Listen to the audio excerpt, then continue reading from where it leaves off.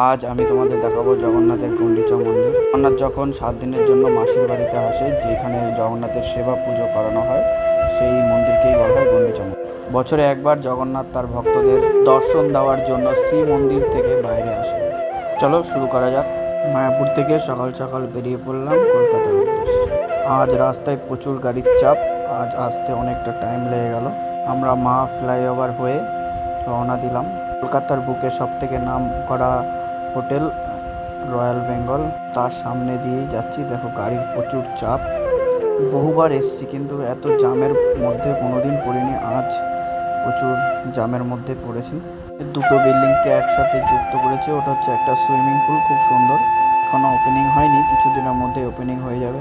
অবশেষে আমরা পৌঁছে গেছি গুন্ডিচা মন্দিরের সামনে। এটা হচ্ছে গুন্ডিচা মন্দিরের এন্ট্রেন্স। রথযাত্রার পর জগন্নাথ যেই রথগুলোতে এসছেন, সেই রথগুলো সুন্দরভাবে সাজিয়ে রেখেছেন। যারা রথযাত্রায় অংশগ্রহণ করেনি তারাও দর্শন করতে। আর গুন্ডিচা মন্দিরটা পুরীর জগন্নাথের মন্দিরের আদলে তৈরি করা হয়েছে। সামনে দুটো সিংহ আছে, এই দেখো এটা হচ্ছে সিংহদ্বার। তো দেখতে পুরো হুবহুল পুরীর জগন্নাথ মন্দির, দেখতে অনেকটা সুন্দর লাগছে। দেখো এটা হচ্ছে এন্ট্রেন্স। তো আমরা এখন ভেতরে প্রবেশ করব। তো সাথে সাথে তোমরা দেখতে পাচ্ছ সিংহ, দেওয়ালে দুটো সিংহ দাঁড়িয়ে আছে। ভেতরটা খুব সুন্দরভাবে সাজিয়েছে, দুপাশে সুন্দরভাবে লাইটিংয়ের, খুব সুন্দর।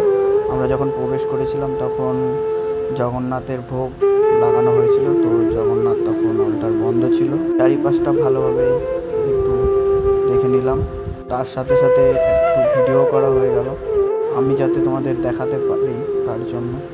লাগানোর পর জগন্নাথের অলটার খুলে দিয়েছে।